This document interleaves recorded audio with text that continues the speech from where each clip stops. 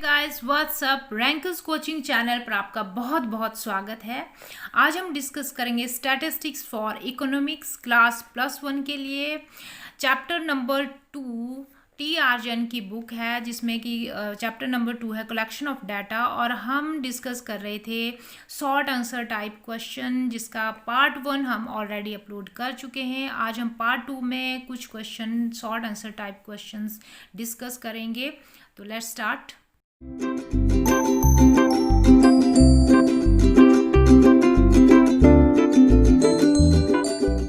Question number 10 है, what are the main sources of secondary data. Secondary data की main sources क्या हैं, यानी कि कहाँ से डाटा कलेक्ट किया जाता है। तो secondary data is a data collected by someone other than the users. तो यूजर्स मीन्स जो इन्वेस्टिगेटर है वो खुद डाटा कलेक्ट नहीं करता, बल्कि दूसरे के द्वारा जो डाटा कलेक्ट किया गया है उसको यूज़ करके अपना इन्वेस्टिगेशन करता है, अपना रिसर्च वर्क करता है। ठीक है, अब इसके सोर्सेज क्या क्या हैं, सोर्सेज ऑफ सेकेंडरी डाटा। तो सोर्सेज हैं published sources and unpublished sources, यानी कि जो पब्लिश्ड हो चुके हैं, ऐसे डाटा जो कि ऑलरेडी पब्लिश्ड हो चुके हैं रिपोर्ट्स के रूप में या न्यूज़पेपर में या कहीं भी।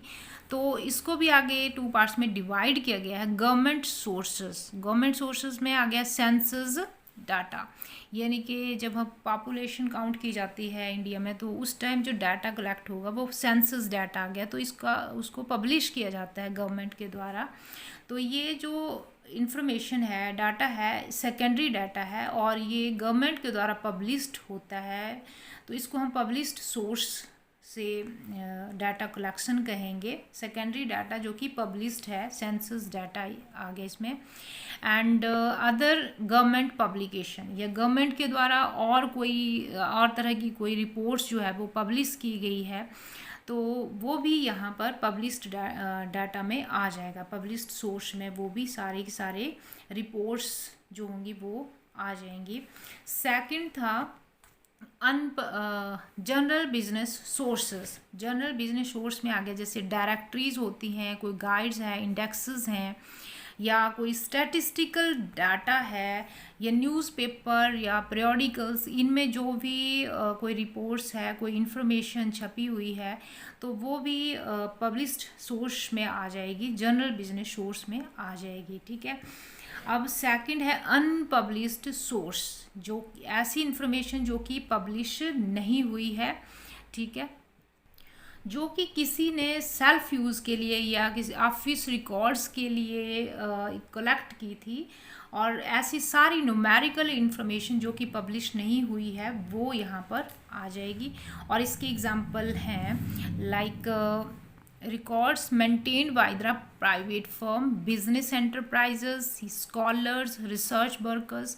तो इनके द्वारा जितने भी रिकॉर्ड्स होंगे, जितनी भी इंफॉर्मेशन होगी जो कि पब्लिश नहीं होगी, वो अनपब्लिश सोर्स में आ जाएगी। जैसे कि कोई प्राइवेट फर्म है, कोई बिजनेस एंटरप्राइज है, उसने अपने सेल्फ यूज़ के लिए, अपने ऑफिस के यूज़ के लिए इंफॉर्मेशन कलेक्ट की थी और उसको पब्लिश नहीं किया था, तो वो वाली इंफॉर्मेशन अगर इन्वेस्टिगेटर अपने इन्वेस्टिगेशन के लिए यूज़ करता है, तो हम कहेंगे कि वो अनपब्लिश सोर्स से डाटा कलेक्शन हो रही है। या फिर स्कॉलर्स, यानी कि कोई स्टडी कर रहा है किसी चीज़ के बारे में, उसने जो भी रिसर्च किया, जो भी रिसर्च वर्कर्स हैं, उनका जो भी रिसर्च वर्क होगा वो सारे के सारे यहाँ पर आ जाएंगे अनपब्लिश्ड सोर्सेज में। चलिए नेक्स्ट क्वेश्चन देखते हैं। क्वेश्चन नंबर 11 है, what precautions are necessary to use secondary data. यानी कि सेकेंडरी डाटा अगर हम यूज़ कर रहे हैं, किसी और पर्सन के द्वारा कलेक्ट किया गया डाटा जब यूज़ किया जाता है इन्वेस्टिगेटर के द्वारा, तो उस टाइम क्या क्या सावधानियाँ उस इन्वेस्टिगेटर को रखनी चाहिए। तो फर्स्ट वन है सूटेबल पर्पस ऑफ इन्वेस्टिगेशन। तो जो भी डाटा यूज़ किया जा रहा है इन्वेस्टिगेटर के द्वारा, तो वो सूटेबल होना चाहिए उस इन्वेस्टिगेटर के पर्पज़ के लिए, यानी कि जो भी रिसर्च वर्क है उसके लिए वो डाटा, सेकेंडरी डाटा सूटेबल होना चाहिए। अगर सूटेबल नहीं है तो उसमें थोड़ी अल्ट्रेशन की जानी चाहिए, थोड़े बदलाव किए जाने चाहिए, ताकि वो इन्वेस्टिगेटर की इन्वेस्टिगेशन में हेल्प कर सके, उसके जो भी पर्पज़ है रिसर्च वर्क का, तो उसको वो फुलफ़िल कर पाए। सेकंड है एडिक्वेट डाटा, इनएडिक्वेट डाटा। तो ये भी ध्यान रखना चाहिए इन्वेस्टिगेटर को कि जो भी उसका रिसर्च वर्क है, ये जो भी वो इन्वेस्टिगेशन कर रहा है, तो जो वो सेकेंडरी डाटा यूज़ कर रहा है क्या वो पर्याप्त है उस इन्वेस्टिगेशन के लिए, या फिर और डाटा भी चाहिए उस रिसर्च को पूरा करने के लिए, यानी कि एक सही कंक्लूज़न लाने के लिए। तो ये ध्यान रखना पड़ेगा कि कहीं इनएडिक्वेट डाटा तो नहीं है, कम डाटा तो नहीं है। एक फेयर डाटा मीन्स कि उपयुक्त डाटा, जितनी इन्फॉर्मेशन चाहिए उतनी इन्फॉर्मेशन हमें उन सेकेंडरी डाटा के थ्रू मिल रही है या नहीं, ये इन्वेस्टिगेटर को श्योर करना चाहिए। नेक्स्ट है डेफिनेशन ऑफ यूनिट। तो इन्वेस्टिगेटर को ये ध्यान रखना चाहिए कि जो ओरिजिनल डाटा था वो उसको किस यूनिट में मेज़र किया गया था, ठीक है। तो अब जो इन्वेस्टिगेशन वो कर रहा है उसकी यूनिट भी सेम होनी चाहिए। जैसे कि मान लो पहले कोई हम किलोमीटर में कोई चीज़ दिखा रहे थे, तो बाद में भी हम उसको किलोमीटर में ही दिखाएं, यानी कि यूनिट सेम होना चाहिए। ये ना हो कि लीटर में अगर पहले उसको दिखाया गया था और अब हम उसी इन्फॉर्मेशन को लेकर हम दूसरे जैसे कि लीटर से हम किलोमीटर में दिखा रहे हैं। तो यूनिट जो डेफिनेशन है यूनिट की, जो यूनिट मेज़रमेंट है वो सेम रहना चाहिए, तभी जो कंक्लूज़न है वो सही निकल कर आएगा। नेक्स्ट है degree of accuracy. Degree of accuracy, तो इन्वेस्टिगेटर को चाहिए कि वो देख ले कि जब भी प्राइमरी डाटा जो पहले था अब वो secondary as a secondary data उसको यूज़ कर रहा है, तो उसमें एक्यूरेसी कितनी थी, मतलब जब वो कलेक्शन जब की गई होगी तो क्या वो सोर्सेज रिलायबल थे या नहीं थे। तो डिग्री ऑफ एक्यूरेसी कितनी है सेकेंडरी डाटा में, इस बात को भी इन्वेस्टिगेटर को ध्यान रखना चाहिए सेकेंडरी डाटा को यूज़ करते टाइम। नेक्स्ट है time and condition of collection of facts. तो इन्वेस्टिगेटर को ये हमेशा ध्यान रखना चाहिए कि जो भी इंफॉर्मेशन, जो भी सेकेंडरी डाटा वो यूज़ कर रहा है, तो वो किन परिस्थितियों में कलेक्ट की गई थी, उस टाइम क्या कंडीशंस रही होंगी। तो अगर एबनॉर्मल कंडीशंस में कोई डाटा कलेक्ट किया गया था तो वो अब यूज़ नहीं हो सकता, नॉर्मल कंडीशन में वो यूज़ नहीं हो सकता। जैसे कि मान लो कोई युद्ध की स्थिति हो गई है, तो उस टाइम जो भी डाटा कलेक्शन होगा वो एक नॉर्मल स्थिति वाले, नॉर्मल सिचुएशन वाली स्थिति से वो डिफरेंट होगा। तो ये ध्यान में रखिए कि कौन सा टाइम, कौन सी कंडीशंस में वो डाटा कलेक्ट किया गया था, तभी उसका यूज़ वो अपने इन्वेस्टिगेशन में करे। होमोजेनियस कंडीशंस, होमोजेनियस मतलब एक जैसी, तो ये भी सेम है कि सेम कंडीशंस होनी चाहिए।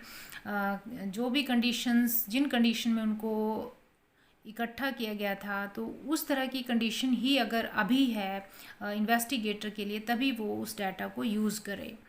कंपैरिजन, तो जो भी डाटा यूज़ किया जा रहा है सेकेंडरी डाटा, वो कंपेरेबल होना चाहिए। चलिए नेक्स्ट क्वेश्चन डिस्कस करते हैं। क्वेश्चन नंबर 12 है define the terms investigator, enumerator and respondent. तो इन्वेस्टिगेटर क्या है? Investigator, the person who plans and collects the statistical investigation is called the investigator.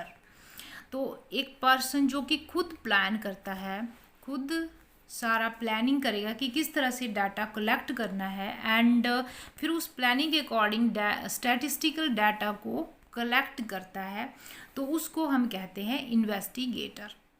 यानी कि जो स्टडी कर रहा है, वो स्टडी करने वाला खुद सारी प्लानिंग करेगा कि मुझे किस तरह से डाटा कलेक्ट करना है, और खुद वो सारा डाटा कलेक्ट करता है, तो उसको हम इन्वेस्टिगेटर कहेंगे। नेक्स्ट है enumerator. The person who go out to the field to collect data are called enumerator. तो एक ऐसा बंदा, एक ऐसा पर्सन जो कि इन्वेस्टिगेटर के द्वारा अपॉइंट किया जाता है, एक तरह से ये पर्सन एक्सपर्ट होता है उस फील्ड में, ठीक है। तो अब वो अपॉइंटेड पर्सन जब फील्ड में जाता है और डाटा कलेक्ट करके लाता है, और फिर वो इन्वेस्टिगेटर को वो डाटा प्रोवाइड करवाता है, तो उस पर्सन को हम एन्यूमरेटर कहेंगे। नेक्स्ट है respondent. Respondent, the respondent provides the actual data by answering the questions in the questionnaire. तो रिस्पोंडेंट क्या है? रिस्पोंडेंट मीन्स कि जो जिसके ऊपर हम जिसके से रिलेटेड हम इंफॉर्मेशन गैदर कर रहे हैं, तो जितने भी आंसर देगा वो कौन देगा? रिस्पोंडेंट देगा। तो क्वेश्चनियर में जितने भी क्वेश्चन होंगे तो उन क्वेश्चंस के आंसर देने वाला एक्चुअल में कौन है? रिस्पोंडेंट। तो वो रिस्पोंडेंट क्या हुआ? डाटा प्रोवाइड करने वाला। तो हम बोल सकते हैं the respondent provide the actual data, ठीक है, क्योंकि वो ही सारे क्वेश्चंस के आंसर प्रोवाइड करवा रहा है। नेक्स्ट क्वेश्चन देखिए, क्वेश्चन नंबर 13 है what R measurement errors and recording errors. तो मेजरमेंट एरर्स कौन कौन सी होती हैं? ठीक है, these errors occur when the scale is read incorrectly. जब हम स्केल को इनकरेक्टली रीड करते हैं, either bye over reading the scale or under reading the scale to give a lower or a higher reading of the actual measurement। यानी कि जब हम round of करते हैं तो उस टाइम या तो ओवर रीडिंग हो जाए या अंडर रीडिंग हो जाए। लाइक हम एग्जांपल ले सकते हैं, जैसे मान लो हम राउंड ऑफ करते हैं, मान लो 5.555 इस तरह से कोई मैथ में ही जैसे हम करते हैं राउंड ऑफ, तो कुछ इसको राउंड ऑफ कर सकते हैं लाइक 6.0 करके, और कुछ इसको राउंड ऑफ कर सकते हैं 5.0 करके। ठीक है, तो राउंड ऑफ ओवर रीडिंग करके भी हो सकता है, अंडर रीडिंग करके भी राउंड ऑफ हो सकता है। तो इस तरह से ओवर रीडिंग या अंडर रीडिंग करने से जो भी मिस्टेक्स होंगी उनको हम मेजरमेंट एरर्स कहेंगे। ठीक है, अब नेक्स्ट है रिकॉर्डिंग मिस्टेक्स कौन कौन सी होती हैं। तो these mistakes occur when the reading are noted down wrongly. तो जो भी इंफॉर्मेशन है उसको हम जब नोट डाउन करेंगे, गलत लिख देंगे, तो उसको हम रिकॉर्डिंग मिस्टेक्स कहेंगे। जैसे कि मान लो मुझे लिखना था 30 और मैंने लिख दिया 34, तो ये रिकॉर्डिंग मिस्टेक है। चलिए नेक्स्ट क्वेश्चन देखते हैं। तो क्वेश्चन नंबर 14 है what are the main sources of errors in the collection of data. यानी कि जब डाटा कलेक्ट किया जाता है तो एरर्स कैसे कैसे हो सकती हैं, क्या क्या रीज़न हो सकते हैं कि जो डाटा कलेक्ट है उसमें एरर्स हो जाएं। सोर्स ऑफ एरर्स भी हम इसको बोल सकते हैं। तो first one is wrong response. तो मान लो जहाँ से जैसे प्राइमरी डाटा ले रहे हैं, सेकेंडरी डाटा, तो जो रिस्पोंडेंट है, जो इन्फॉर्मेंट्स है, जो इन्फॉर्मेशन दे रहा है वो रॉन्ग रिस्पॉन्स कर रहा है। यानी कि जो आपने क्वेश्चन आपने उससे पुट किया और वो उसका गलत आंसर दे रहा है, गलत इन्फॉर्मेशन दे रहा है, तो वहाँ पर भी फिर एरर्स हो सकती हैं, गलतियाँ हो सकती हैं। लैक ऑफ रिस्पॉन्स, या फिर कोई जैसे आपने क्वेश्चनियर भेजा है, मेल किया है, और रिस्पोंडेंट कुछ क्वेश्चंस के आंसर ही नहीं दे रहा है, तो लैक ऑफ रिस्पॉन्स की वजह से भी एरर्स हो सकती हैं। ये भी मेन सोर्स ऑफ एरर्स हो सकते हैं इन the collection of data. Next है मिस कैलकुलेशन। तो मिस कैलकुलेशन मीन्स कि जैसे कि मान लो न्यूमेरिकल कोई इंफॉर्मेशन है, तो उसको जब हम कैलकुलेट करेंगे या उसको ऐड करेंगे, लेस करेंगे, तो उस टाइम अगर हम गलती कर देते हैं तो उस टाइम भी फिर एरर्स हो जाएंगी। तो ये भी मेन सोर्स ऑफ एरर है इन the collection of data. Next है कम्युनिकेशन गैप। तो जैसे कि क्वेश्चनियर मेथड हम यूज़ करते हैं, तो वहाँ पर क्वेश्चंस मेल कर दिए जाते हैं रिस्पोंडेंट को, तो उस टाइम अगर उसको कोई क्वेश्चन समझ में नहीं आता है तो फिर वो अपने तरीके से उस क्वेश्चन को समझ के फिर आंसर देता है। तो हो सकता है कि वो उस क्वेश्चन को सही तरीके से ना समझ पाए और जो इन्फॉर्मेशन हमें चाहिए थी वो इन्फॉर्मेशन हमें ना मिले। तो इस तरह से कम्युनिकेशन गैप्स हो सकते हैं जिनकी वजह से भी एरर्स आ सकती हैं जो भी हम डाटा कलेक्ट करते हैं। नेक्स्ट है एरर रिलेटेड टू मेजरमेंट, जो कि अभी हमने मेजरमेंट डिस्कस किया कि जब हम कोई न्यूमेरिकल फिगर राउंड ऑफ करते हैं तो उस टाइम या तो हम उसको ओवर स्टेट कर दें या अंडर स्टेट कर दें। जैसे कि हमने एग्जांपल भी लिया था पीछे 5 पॉइंट ऐसे करके है कोई, तो अब कोई इसको 5.0 करके राउंड ऑफ कर सकता है, कोई इसको 0.6 करके राउंड ऑफ कर सकता है। तो इस तरह की एरर्स भी हो सकती है, मेजरमेंट एरर्स भी हो सकती हैं। तो ये मेन सोर्सेज हैं जो कि कलेक्शन ऑफ डाटा के टाइम हो सकते हैं, ये एरर्स कलेक्शन ऑफ डाटा में हो सकती हैं। चलिए नेक्स्ट क्वेश्चन डिस्कस करते हैं। तो क्वेश्चन नंबर 15 है, census of India provide statistical information on various aspects of demographic changes in India, explain. तो जो सेंसस ऑफ इंडिया है कहता है स्टैटिकल इंफॉर्मेशन देता है अलग अलग डेमोग्रेटिव चेंजेस, यानी कि डेमोग्रेटिव चेंजेस ऑफ इंडिया में मतलब अलग अलग जगह जो भी चेंजेस होंगे उसके बारे में ये सारी इंफॉर्मेशन देता है सेंसस ऑफ इंडिया। तो देखिए, the census of India is responsible for the collection of data related to different demographic characteristics. ठीक है, here data is collected for characteristics such as birth rate, death rate, size of population, composition of population, fertility rate, mortality rate etc.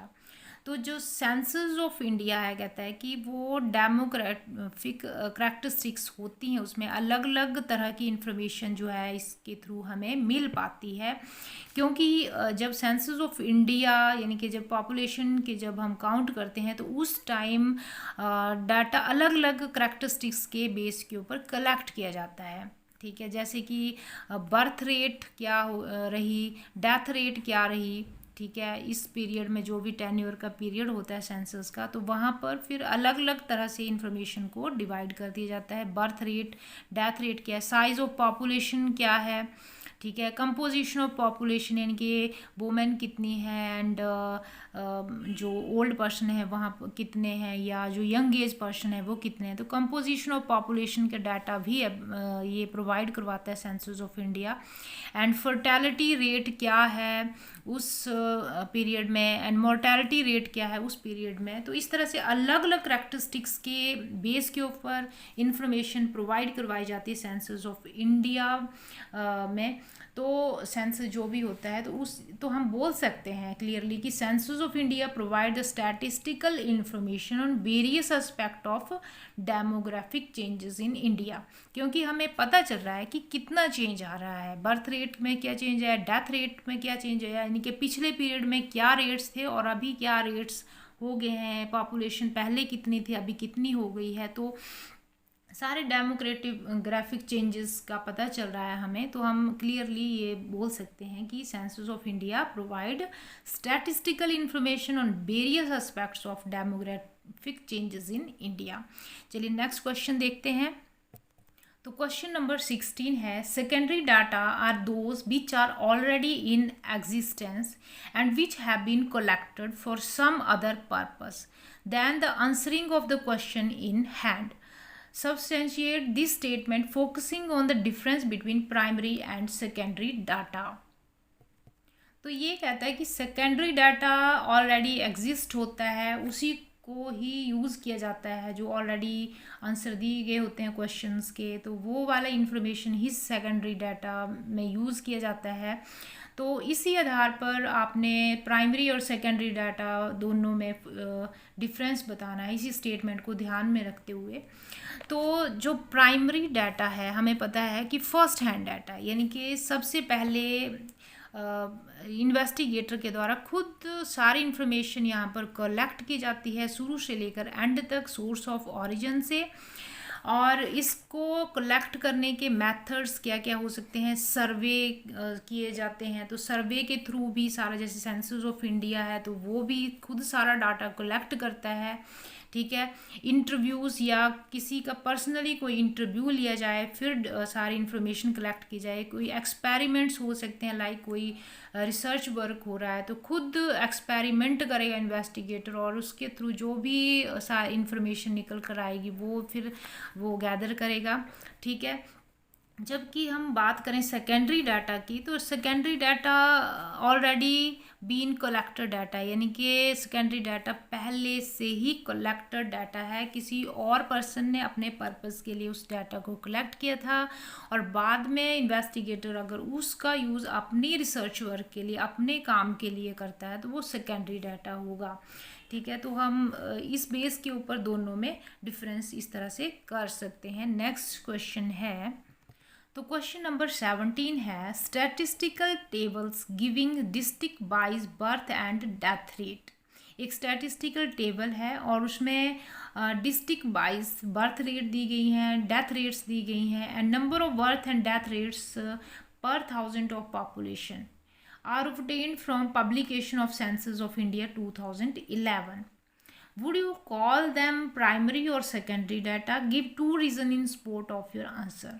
तो जो भी statistical table होगा जिसमें कि birth rate और death rate दिए गए हैं, तो ये कहता है कि would you call them primary data और सेकेंडरी डाटा।